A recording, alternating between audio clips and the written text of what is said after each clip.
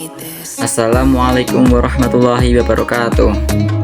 Kami dari kelompok 6 akan menjelaskan tentang materi Al-Hos di Al-Quran.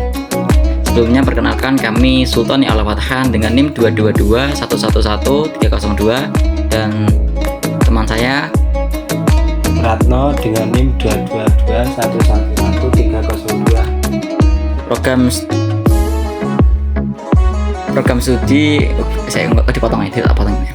studi Hukum Ekonomi Syariah Fakultas Syariah Universitas Islam Negeri Raden Mas Said Surakarta. Baik, kita lanjut. Yang pertama yaitu pengertian host. Host adalah secara bahasa mempunyai makna tertentu atau khusus. Host secara istilah adalah lafadz yang tidak bisa memperoleh dua makna atau lebih dengan tanpa membatasi makna lafadz itu sendiri. Menurut makna Al-Qattan adalah lafadz dari am yang berarti lafadz yang tidak menghabiskan semua apa yang pantas baginya. Rahmat Syafi'i mendefinisikan host sebagai suatu makna yang dipasangkan pada suatu arti yang sudah diketahui, maklum, dan menunggal, yang kemudian Asidiki mengartikan host sebagai nas yang menunjuk kepada tertentu.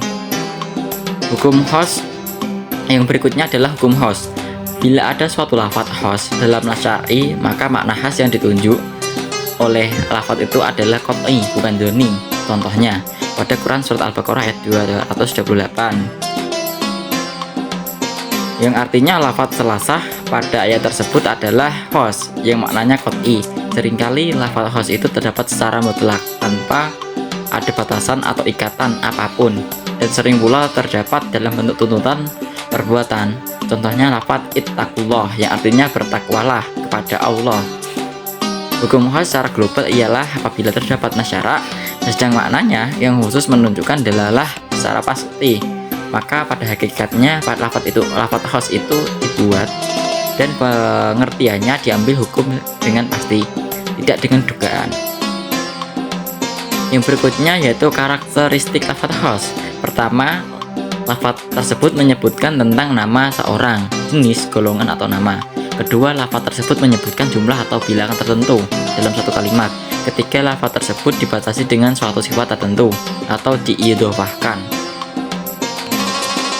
Yang berikutnya yaitu pembagian lafadz host. Host yang bersambung. Yang kedua, host yang terpisah. Yang selanjutnya akan dilanjutkan oleh teman saya. Host yang tersambung. Mukhasis bersambung adalah apabila makna satu dalil yang mengkhususkan berhubungan erat atau bergantung pada kalimat umum sebelumnya. Gen kos yang bersambung. Yang pertama pengecualian, yang kedua syarat, yang ketiga sifat, yang keempat kesudahan, yang kelima sebagian dari kesudahan. Yang selanjutnya kos yang terpisah. Kos yang terpisah merupakan dalil umum atau makna dalil yang mengkhususkannya. Masing-masing berdiri sendiri, yakni tidak kumpul tetapi terpisah. Pembagian kos yang terpisah.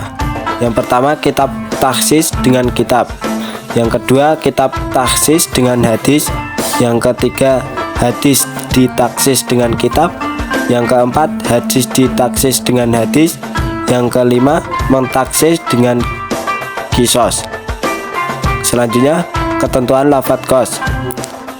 Bila lafadz kos lahir dalam bentuk nas syarah, ia menunjukkan artinya yang kos secara qat'i al-dilalah yang secara hakiki ditentukan untuk itu. Yang kedua, bila ada dalil yang menghendaki dari lafadz kos itu kepada arti lain, maka arti kos itu dapat dialihkan kepada apa yang dikehendaki oleh dalil itu. Yang ketiga, bila dalam suatu kasus hukumnya bersifat am dan ditentukan pula hukum yang kos dalam kasus lainnya, maka lafadz kos itu membatasi berlakuan hukum am itu. Yang keempat, bila ditemukan kontradiksi antara dalil kos dengan dalil am, terdapat perbedaan pendapat. Yang terakhir adalah kesimpulan. Kos secara bahasa adalah tertentu atau khusus. Secara istilah adalah lafadz yang tidak dapat menerima dua arti atau lebih, sehingga makna yang dimaksud dari lafadz kos ini merupakan makna yang sudah tertentu yang diambil dari makna yang umum. mukasis ada dua macam, yaitu mukasis yang bersambung dan mukasis yang terpisah. Yang kami sampaikan apabila kurang dan lebihnya mohon maaf. Apabila ada kurang ketepatan untuk penyampaian dan materi yang masih kurang, mohon maaf sebesar-besarnya. Wassalamualaikum warahmatullahi wabarakatuh.